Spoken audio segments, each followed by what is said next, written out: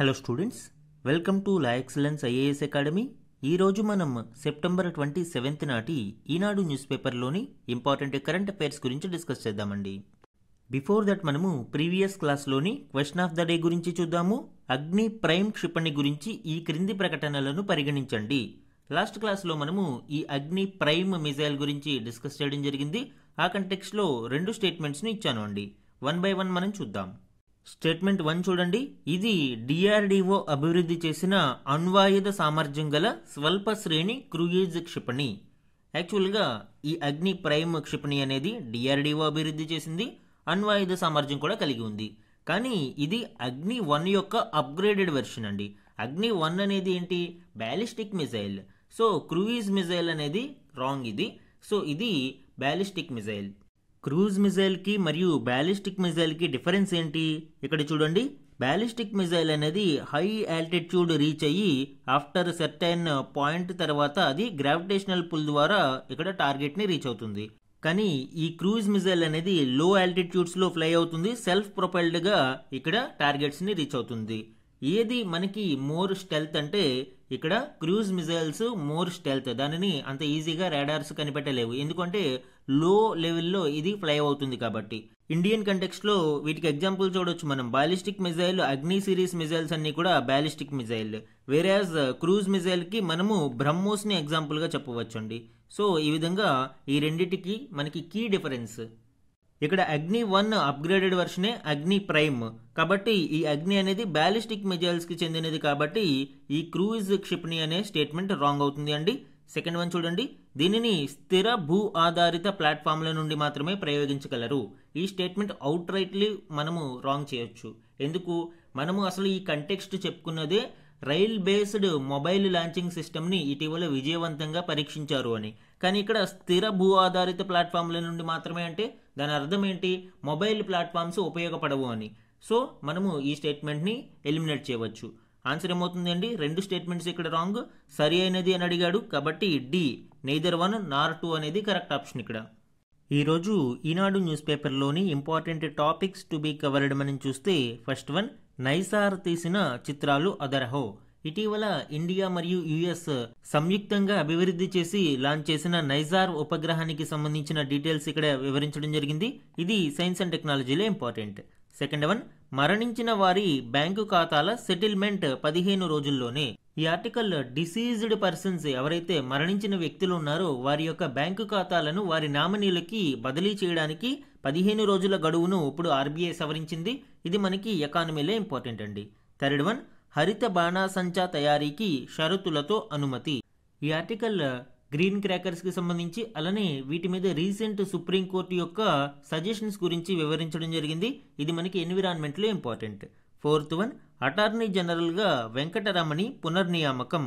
వెంకటరమణి గారిని రీఅపాయింట్మెంట్ చేయడం జరిగింది అటార్నీ జనరల్గా. మనకి ఇది పాలిటీలో ఇంపార్టెంట్ అండి. ఫిఫ్త్ వన్, రష్యా చమురు నిలిపివేయాలి అంటూ అమెరికా పట్టు. భారతదేశం మీద అమెరికా ప్రెజర్ తీసుకొస్తుంది, ముఖ్యంగా రష్యాతో ఆయిల్ ట్రేడ్ని రద్దు చేసుకోవాలి అని. ఈ కంటెక్స్ట్లో ఇది ఇంటర్నేషనల్ రిలేషన్స్లో ఇంపార్టెంట్ అండి. ఇవే కాకుండా ఈరోజు Eenadu news పేపర్లోని other important current అఫైర్స్ని గురించి కూడా డిస్కస్ చేద్దాం. ఈరోజు మన ఫస్ట్ ఆర్టికల్ చూడండి. నైసార్ తీసిన చిత్రాలు అదరహో.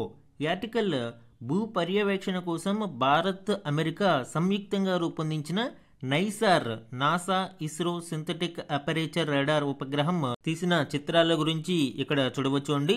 యాక్చువల్గా ఈ నాసా, ఇస్రో సింథటిక్ అపరేచర్ రాడార్లో 2 రాడార్లు ఉంటాయి. ఒకటి ఎస్ బ్యాండ్ రాడార్, రెండవది ఎల్ బ్యాండ్ రాడార్. ఈ ఎస్ బ్యాండ్ రాడార్ను ఇస్రో అభివృద్ధి చేస్తే ఎల్ బ్యాండ్ రాడార్ను నాసా అభివృద్ధి చేసింది. ఇప్పుడు ఈ ఎల్ బ్యాండ్ రాడార్ అమెరికాలోని పలు ప్రాంతాలను చిత్రీకరించడం చూడవచ్చు. ఇక్కడ చూడండి ఎంత స్పష్టంగా ఈ శాటిలైట్ ఇమేజెస్ అనేవి కనిపిస్తున్నాయో. ఎల్ బ్యాండ్ రాడార్ చిత్రీకరించిన ఉత్తర డకోటా పరిసర ప్రాంతాలు ఇవి.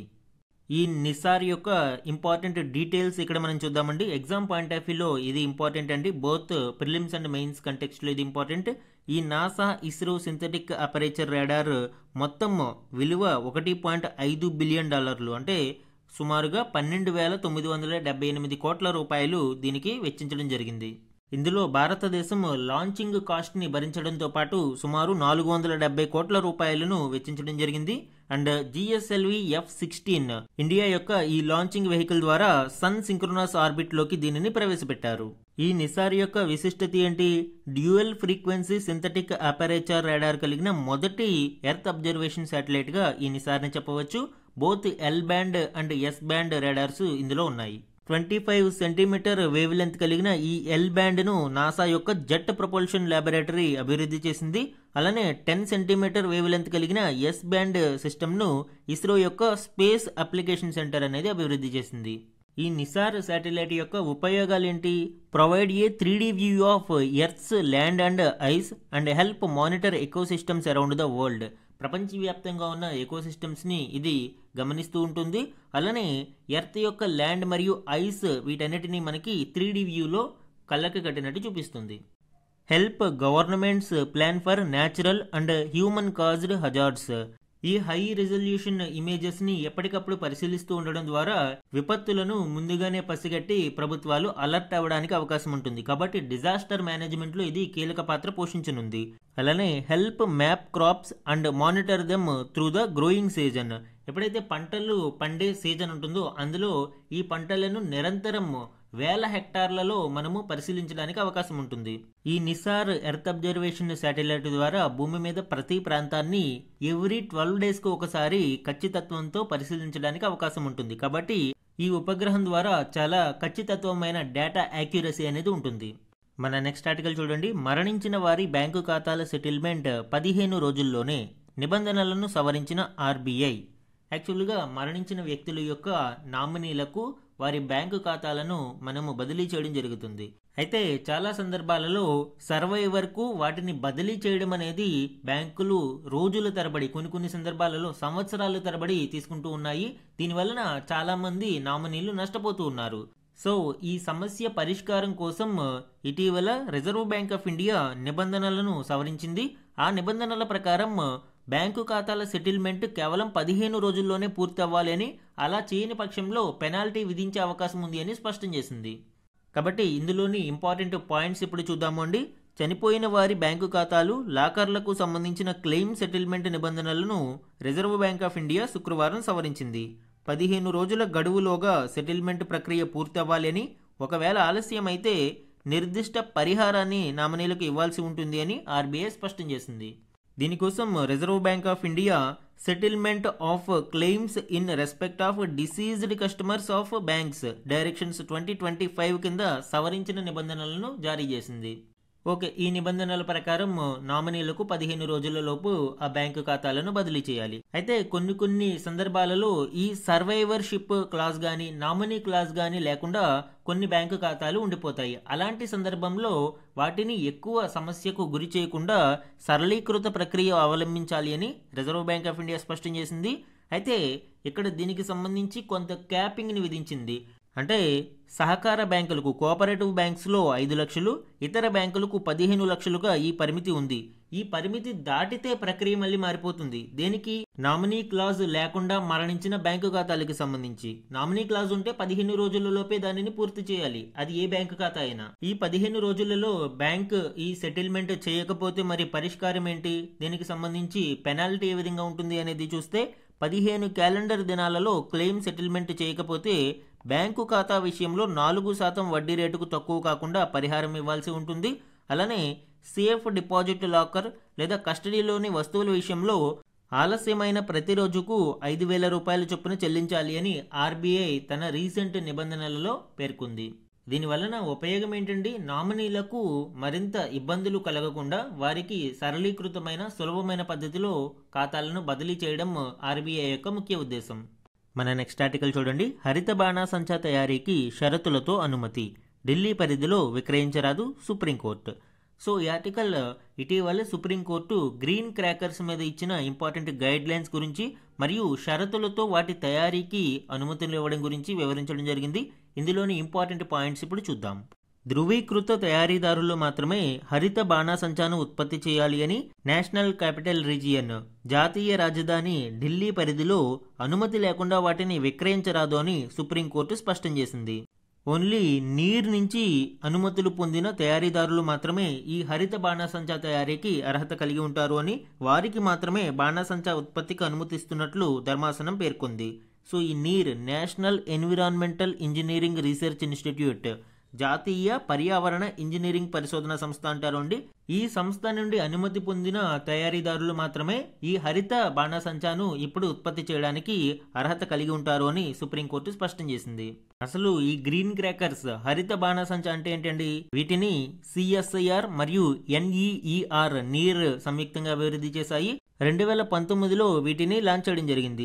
3 రకాల గ్రీన్ క్రాకర్స్ ని మనం చూడవచ్చు అండి. ఒకటి స్వాస్ అంటే సేఫ్ వాటర్ రిలీజర్, రెండవది స్టార్ సేఫ్ థెర్మైట్ క్రాకర్, మూడవది Safal safe minimal aluminium. So ఈ విధంగా 3 రకాల గ్రీన్ క్రాకర్స్ ని ప్రస్తుతం భారతదేశంలో అభివృద్ధి చేస్తున్నారు. ఈ గ్రీన్ క్రాకర్స్ ఏ విధంగా పనిచేస్తాయి అండ్ ఎందుకు వీటిని హరిత బాణాసంచా అని పిలుస్తున్నారు చూద్దాము. అన్లైక్ నార్మల్ ఫైర్ క్రాకర్స్, మనకి సాధారణ బాణాసంచాలో హార్మ్ఫుల్ పొల్యూటింగ్ కెమికల్స్, ముఖ్యంగా ఆర్సెనిక్ కావచ్చు, లిథియం, బేరియం లాంటివి ఉంటాయి. అయితే ఈ గ్రీన్ క్రాకర్స్ లో మాత్రం అల్యూమినియం, లెడ్, కార్బన్ ఎక్సెట్రా లాంటివి రెడ్యూస్డ్ క్వాంటిటీలో ఉంటాయి. అదేవిధంగా ఈ గ్రీన్ క్రాకర్స్ ని మండించినప్పుడు వాటర్ వేపర్ అనేది ప్రొడ్యూస్ అవుతుంది. ఈ ఆవిరి కారణంగా దుమ్ము ధూళి ఏదైతే ఈ బర్నింగ్ టైంలో జనరేట్ అవుతుందో, ఉత్పత్తి అవుతుందో, అది గాలిలో కలవకుండా వాటర్ వేపర్ దానిని కిందకి పుష్ చేస్తుంది. తద్వారా ఈ పార్టికులేట్ మ్యాటర్ అనేది గాలిలో పెరగదు. సో ఈ గ్రీన్ క్రాకర్స్ వలన అటు హార్మ్ఫుల్ పొల్యూటెంట్ కెమికల్స్ ని వాడట్లేదు, ఇటు ఈ పార్టికులేట్ మ్యాటర్ డస్ట్ కారణంగా వాతావరణంలో కలవడం లేదు. ఈ డస్ట్ అంతా కిందకి భూమి మీదకి చేరిపోతుంది ఈ వాటర్ వేపర్ కారణంగా. ఓకే, ఈ గ్రీన్ క్రాకర్స్ నిజంగానే అంత ఎఫెక్టివ్గా ఉంటాయా అనేది ఇక్కడ చూస్తే నాయిస్ పొల్యూషన్ విషయంలో ఈ గ్రీన్ క్రాకర్స్ చాలా ఉపయోగపడుతున్నాయి. సుమారు అంటే రెగ్యులర్ క్రాకర్స్ 160 డెసిబల్స్ని నాయిస్ చేస్తూ ఉంటే ఈ గ్రీన్ క్రాకర్స్ సుమారుగా 110 నుంచి 125 డెసిబల్స్ మాత్రమే నాయిస్ పొల్యూషన్ కలిగిస్తున్నాయి. అండ్ పార్టికులేట్ మ్యాటర్ విషయానికి వస్తే సుమారు 30% లెస్ పార్టికులేట్ మ్యాటర్ ఈ గ్రీన్ క్రాకర్స్ వలన జనరేట్ అవుతుంది. అంటే పార్టికులేట్ మ్యాటర్ కూడా ఈ గ్రీన్ క్రాకర్స్ వలన తగ్గుముఖం పడుతుంది. మన నెక్స్ట్ ఆర్టికల్ చూడండి. అటార్నీ జనరల్గా వెంకటరమణి పునర్నియామకం. ఈ ఆర్టికల్ ఇటీవల తిరిగి పునర్నియమించబడిన attorney general of India Venkataramani గారి గురించి వివరించడం జరిగింది. పర్సనల్ న్యూస్లో ఇది ఇంపార్టెంట్, అలానే పాలిటీలో దీని కంటెక్స్ట్ కూడా ఇంపార్టెంట్ అండి.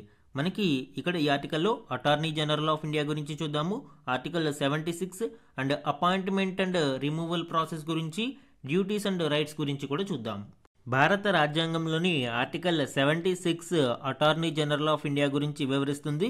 భారతదేశంలోనే హైయెస్ట్ లా ఆఫీసర్గా ఈ ఏజీ పోస్ట్ అనేది ఉంటుంది.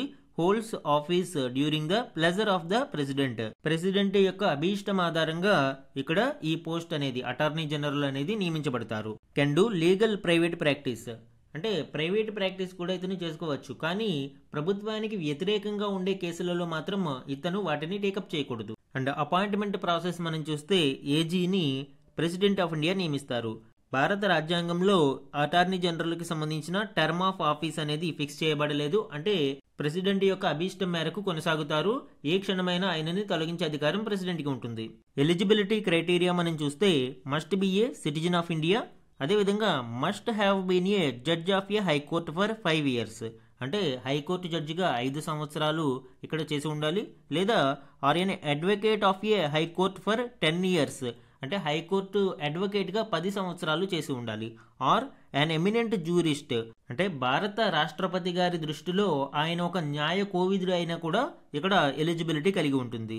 సో ఇవన్నీ మనము అబ్జర్వ్ చేస్తే దీనికి మనము సుప్రీంకోర్టు జడ్జికి సంబంధించిన ఎలిజిబిలిటీ క్రైటీరియా గుర్తొస్తుంది. సో ఈ క్రైటీరియా అంతా కూడా సుప్రీంకోర్టు జడ్జి యొక్క ఎలిజిబిలిటీ క్రైటీరియానే. కాబట్టి must be a citizen of India, అలానే సుప్రీంకోర్టు జడ్జికి అవసరమైన ఎలిజిబిలిటీని కూడా ఇతను కలిగి ఉండాలి, అంతే సింపుల్. అండ్ రిమూవల్ ప్రాసెస్ మనం చూస్తే may be removed at any time by the president. ఏ క్షణమైనా కూడా ప్రెసిడెంట్ అటార్నీ జనరల్ని రిమూవ్ చేసే అధికారం కలిగి ఉంటారు. ఎందుకు? టర్మ్ అనేది ఫిక్స్ చేయబడలేదు రాజ్యాంగంలో. అలానే ఇతను ఏ సమయంలోనైనా క్విట్ అయ్యే అవకాశం కూడా ఉంటుంది రిజిగ్నేషన్ ప్రెసిడెంట్ కి ఇవ్వడం ద్వారా. అండ్ శాలరీ విషయానికి వస్తే not fixed by the constitution, determined by the president. President నిర్ణయం మేరకు శాలరీ అనేది ఫిక్స్ చేయబడుతుంది. రాజ్యాంగంలో ఎక్కడ స్పష్టత లేదు. ఇక్కడ గుర్తుపెట్టుకోవాలి, పార్లమెంట్ కాదు, ప్రెసిడెంట్ నిర్ణయం మేరకు శాలరీ అనేది ఫిక్స్ చేయబడుతుంది. ఇంకా డ్యూటీస్ విషయానికి వస్తే గవర్నమెంట్ ఆఫ్ ఇండియాకి లీగల్ మ్యాటర్స్ లో అడ్వైజ్ ఇవ్వడానికి and discharge the functions conferred by the constitution or law, చట్ట ప్రకారం కానీ రాజ్యాంగబద్ధంగా కానీ కల్పించిన విధులను ఆయన డిశ్చార్జ్ చేస్తారు. అండ్ వాటితో పాటు appears on behalf of the government of India in all cases in the supreme court and in high court when required. సుప్రీంకోర్టులో గవర్నమెంట్ ఆఫ్ ఇండియాకి ఎగనెస్ట్గా వేసిన అన్ని కేసులలోనూ ఏజీ హాజరవుతారు. అండ్ హైకోర్టులలో కూడా అవసరమైనప్పుడు భారత ప్రభుత్వం తరపున అటార్నీ జనరల్ హాజరవుతారు.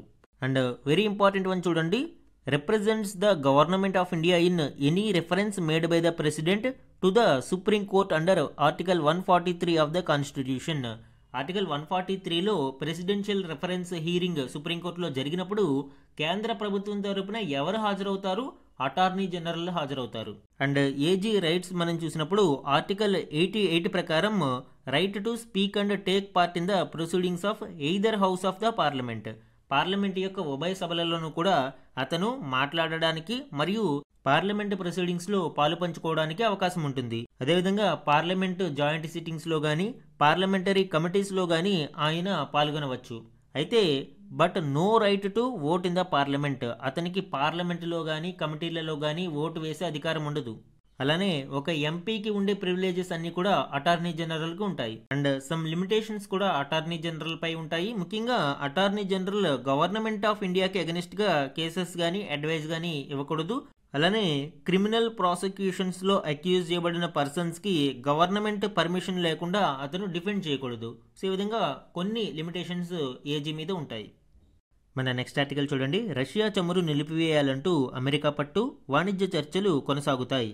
అమెరికాతో వాణిజ్య ఒప్పందంపై నిర్మాణాత్మక చర్చలు జరుగుతున్నట్లు భారత ప్రభుత్వం వెల్లడించింది. మనము చూసాము, ఇండియా యుఎస్ మధ్య ట్రేడ్ టాక్స్ మొదలయ్యాయి. వేగంగా ట్రేడ్ డీల్ కుదుర్చుకోవడానికి ఇరు దేశాలు ప్రయత్నించాయి. అయితే వివిధ రకాల బోన్ ఆఫ్ కంటెన్షన్స్ ముఖ్యంగా మనం చూసాము. ఎస్పెషల్లీ రష్యాతో ఆయిల్ ట్రేడ్ కావచ్చు, అలానే జెనెటికల్లీ మోడిఫైడ్ ఫుడ్ క్రాప్స్ ని భారతదేశంలోకి ఇంపోర్ట్ చేయడం కావచ్చు, అండ్ ఆహారోత్పత్తుల మీద అధిక సబ్సిడీలు కలిగిన ఆహారోత్పత్తులు భారతదేశంలోని మార్కెట్లకు డంప్ చేయడం కావచ్చు. ఇలాగా అనేక రకాల ఇష్యూస్ వలన ట్రేడ్ డీల్ అనేది ఫైనల్ అవ్వలేదు. ఈ చర్చలు ఇలా మధ్యలో ఉండగానే అమెరికా అధ్యక్షుడు భారతదేశం మీద 25% ప్లస్ 25% చొప్పున 50% సుంకాలను విధించడం జరిగింది. తరువాత జరిగిన అనేక పరిణామాల కారణంగా ఈ ట్రేడ్ టాక్స్ అనేవి ఆలస్యం అవుతూ వచ్చాయి. ఇటీవల ఇవి మళ్ళీ స్టార్ట్ అవడం చూసామండి. అయితే ఈ ట్రేడ్ టాక్స్ లో అమెరికా ముందు నుంచి ఒకటే చెప్తుంది, రష్యాతో ఆయిల్ ట్రేడ్ చేస్తే ట్రేడ్ టాక్స్ ముందుకు సాగవు అని. కానీ భారతదేశం రష్యాతో ఆయిల్ ట్రేడ్ ని వదులుకునే ప్రసక్తి లేదు. కాబట్టి చర్చలు సానుకూలంగా జరుగుతున్నాయని ప్రకటిస్తున్నా కూడా ఎటువంటి పురోగతి రాలేదు అని సమాచారం. అలానే జన్యుపరంగా మార్పులు చేసిన మొక్కజొన్నను భారత్లోకి దిగుమతి చేసుకునేందుకు అవరోధంగా ఉన్న ఆంక్షలను సడలించడంతో పాటు మరిన్ని రక్షణ ఉత్పత్తులను కొనుగోలు చేస్తామని అమెరికాకు పీయూష్ గోయల్ ఆఫర్ చేశారని అధికారులు వెల్లడించారు. అంటే మనకి జెనెటికల్లీ మోడిఫైడ్ కార్న్ ప్రొడక్ట్స్ అనేవి ఇప్పుడు భారతదేశంలోకి ఇంపోర్ట్ అయ్యే అవకాశం ఉంది. ఇవి ఇంకా చర్చల దశలోనే ఉన్నాయి, ఫైనలైజ్ అవుతాయో లేదో తెలియదు.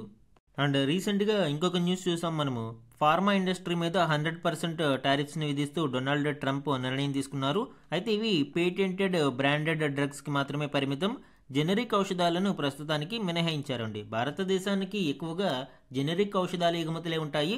కానీ ఇన్ ఫ్యూచర్ మేబీ జెనరిక్ ఔషధాల మీద కూడా ఆయన టారిఫ్ని విధించే అవకాశం ఉంది. దీనివలన అమెరికన్స్ కూడా ఇబ్బందికి గురి అవుతారు. ఎందుకు అంటే పేటెంటెడ్ మరియు బ్రాండెడ్ డ్రగ్స్ మీద ఈ 100% టారిఫ్ల కారణంగా అమెరికాలోని మెడిసిన్ కాస్ట్ ఎక్కువ అయ్యే ప్రమాదం ఉంది. మన నెక్స్ట్ ఆర్టికల్ చూడండి, ఒట్టిపోతున్నాం జాగ్రత్త. ఈ ఆర్టికల్లో భారతదేశంలో సుమారు 112 ఏళ్ల కాలంలో వివిధ నదులలోని నీటి లభ్యత ఎంత మేరకు తరిగిపోయింది అనేది కేంద్ర ప్రభుత్వ నివేదికల ఆధారంగా గణాంకాలను ఇవ్వడం జరిగింది. ఇందులోని ఇంపార్టెంట్ పాయింట్స్ గణాంకాలు ఇక్కడ చూద్దాం. ఇండియాలోని ప్రధాన నదులలో నీటి లభ్యత క్రమంగా తగ్గిపోతుంది. 1900 నుంచి 2012 అంటే 112 ఏళ్ల కాలంలో మనం చూసినప్పుడు సగానికి పైగా నీటి లభ్యత అనేది తగ్గిపోతుంది. ఇక్కడ వివిధ నదులలోని నీటి లభ్యత ఎంత మేరకు తగ్గింది అనేది శాతంలో చూస్తే గంగా నదిలో సుమారు 45 నుంచి 46% తరుగుదల కనిపిస్తుంది. గోదావరి నదిలో 18% నీటి లభ్యత తగ్గుదల కనిపిస్తుంది. కృష్ణా నదిలో మనకి 60% మేర తరుగుదల కనిపిస్తుంది. అండ్ కావేరీ నదిలో సుమారు 35% తరుగుదల మనం చూడవచ్చు. అండ్ పెన్నా నదిలో 50 నుంచి 52% చూడవచ్చు. నర్మదా నదిలో 58 నుంచి 60% మధ్యలో చూడవచ్చు. తాపీ నదిలో 30 నుంచి 32% చూడవచ్చు. మాహీలో 56 నుంచి 60% మధ్యలో చూడవచ్చు. అత్యధికంగా సబర్మతి నదిలో 70% వరకు మనము ఈ తరుగుదల అనేది కనిపిస్తుంది. ఇవన్నీ కేంద్ర ప్రభుత్వ నివేదికలు. ఎగ్జాక్ట్ గణాంకాలు అవసరం లేకపోయినా మెయిన్స్ ఆన్సర్ రైటింగ్లో ఈ గణాంకాలను మనము ఉపయోగించుకోవచ్చు. కాబట్టి ఇవన్నీ మనకి ఎగ్జామ్ కంటెక్స్ట్లో ఇంపార్టెంట్ అండి. అండ్ ఈరోజు ఇంపార్టెంట్ వన్ లైనర్ కరెంట్ అఫైర్స్ని చూస్తే రైలు ఆధారిత మొబైల్ లాంచర్ ద్వారా అగ్ని ప్రైమ్ క్షిపణిని డిఆర్డీఓ విజయవంతంగా పరీక్షించింది. అనేక అత్యాధునిక సాంకేతికతలను జోడించి రూపొందించిన ఈ క్షిపణి 2000 కిలోమీటర్ల పరిధిలోని లక్ష్యాలను ధ్వంసం చేయగలదు. రైలుపై ఈ తరహాలో క్షిపణి పరీక్ష చేయడం ఇదే తొలిసారి. ఈ పరీక్ష విజయవంతంగా నిర్వహించడం ద్వారా భారతదేశం రష్యా, అమెరికా, చైనా మరియు నార్త్ కొరియా లాంటి దేశాల సరసన చేరింది. ఈ 4 దేశాలు ఇప్పటికే ఈ rail based mobile launching system ని పరీక్షించాయి. అండ్ నెక్స్ట్ వన్ చూడండి. సిడిఎస్ త్రిదళాధిపతి జనరల్ అనిల్ చౌహాన్ పదవీ కాలాన్ని 8 నెలలు పొడిగిస్తూ కేంద్రం నిర్ణయం తీసుకుంది. సెప్టెంబర్ 30తో ఆయన పదవీ కాలం ముగియాల్సి ఉంది.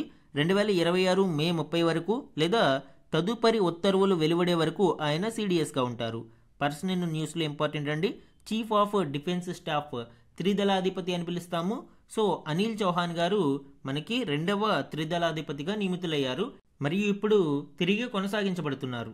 నెక్స్ట్ ఇంపార్టెంట్ వన్ చూడండి. తేలికపాటి స్వదేశీ యుద్ధ విమానాలైన ఎల్సిఏ తేజాస్లను కొనుగోలు చేసేందుకు హిందుస్థాన్ ఏరోనాటిక్స్ లిమిటెడ్తో రక్షణ శాఖ ఒప్పందం కుదుర్చుకుంది. ఈ ప్రాజెక్టు విలువ 62,370 కోట్లు. లాస్ట్ క్లాస్లో మనం చూసాము LCA light combat aircraft Tejas MK-1Aను ఇటీవల రక్షణ శాఖ ఒప్పందం కుదుర్చుకుంది హిందుస్థాన్ ఏరోనాటిక్స్ లిమిటెడ్తో. సుమారు 97 MK-1A విమానాలను HAL అందించనుంది. నెక్స్ట్ ఇంపార్టెంట్ వన్ చూడండి. దేశంలోని కార్పొరేట్ సంస్థలలో నాయకత్వ స్థానాలలో ఉన్న మహిళల సంఖ్య ప్రస్తుతం 20% చేరినట్లు చెన్నైకి చెందిన అవతార్ అనే సంస్థ నిర్వహించిన సర్వే వెల్లడించింది. కార్యాలయాల్లోనూ ఉద్యోగుల సంఖ్య గణనీయంగా పెరుగుతుందని తెలిపింది. అంటే మహిళా భాగస్వామ్యం ఇక్కడ పెరుగుతుంది అని, కార్పొరేట్ సంస్థలలో లీడర్షిప్ పొజిషన్స్లో నాయకత్వ స్థానాలలో ఇప్పుడు మహిళలు 20% వరకు ఉన్నారు అని ఈ సర్వే వెల్లడిస్తుంది. ఈరోజు మన క్వశ్చన్ ఆఫ్ ద డే గురించి చూడండి. భారత రాజ్యాంగంలోని క్రింది వాటిలో ఏ ఆర్టికల్ భారత అటార్నీ జనరల్ గురించి తెలియజేస్తుంది? ఈరోజు క్లాసులో మనము అటార్నీ జనరల్ ఆఫ్ ఇండియా గురించి డిస్కస్ చేయడం జరిగింది. ఆ కంటెక్స్ట్లో ఈ క్వశ్చన్ ని ఫ్రేమ్ చేశాను అండి. ఇక్కడ 4 ఆప్షన్స్ ని ఇచ్చాను. ఇందులో కరెక్ట్ ఆప్షన్ ని ఐడెంటిఫై చేసి ఆన్సర్ ని కమెంట్ సెక్షన్ లో కమెంట్ చేయండి. ఇది ఈరోజు ఈనాడు న్యూస్ పేపర్లోని ఇంపార్టెంట్ కరెంట్ అఫైర్స్ మీద daily analysis. Thank you for watching.